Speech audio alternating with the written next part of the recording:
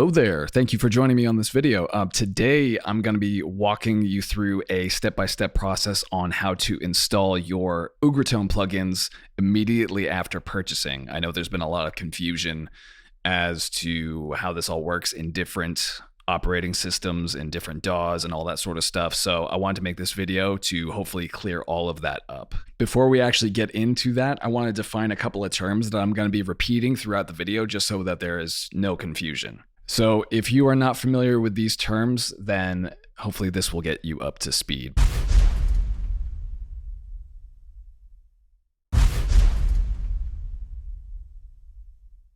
The first thing I'm going to be talking about is a D.A.W, okay? It's often referred to as a DAW. This is just an acronym that stands for Digital Audio Workstation. And what this is the specific software that you need in order to record, edit, and mix audio on your computer. That's it.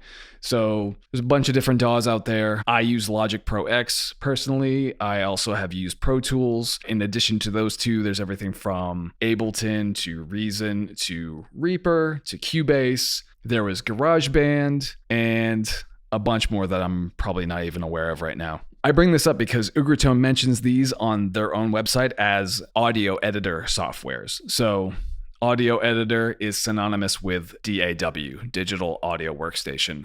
It's the same thing. I'm just going to be calling it a DAW just so that there's no confusion there. The second term is operating system. So if you're not familiar with this term, this is the type of software that your computer runs on. And if you have a Mac, it's really simple. It's just going to be OS software. For example, I have an Apple MacBook Pro here, and if I go up here to About This Mac, it will show you that I am running macOS version 11.0.1. If you have a PC, you're going to be using Windows software. So that's what I'm going to be talking about when I talk about operating system. Next, I'm going to be talking about what's known as a plugin format. This is the specific type of format for your plugin to function on your computer inside your D.A.W. So it's super important to know what plugin format you will need for your computer. So Ugritone has VST, VST3, AU, and AAX plugin formats to accommodate for all sorts of DAWs. So from Logic to Pro Tools to Cubase, etc. If you are running Windows software, that's going to be using VST or VST3. And that's typical if you use DAWs like Reaper, Studio One, and Ableton. They all use VSTs. So if you're running Macintosh software like I am, it mostly supports AU formats, but some of them also support VST as well. Mine does. Logic and GarageBand are proprietary DAWs, so they have, exclusively AU formats, but also incorporate VST. And Pro Tools is the one that uses AAX plugin formats, or AX, however you want to pronounce that, for both Windows and Mac. So be sure to check your DAW, be sure to check the settings in it. So most of the plugins that Ugritone provides are 64-bit. So you will need both a 64-bit operating system, i.e. the computer software, right, as well as a D.A.W that supports 64-bit.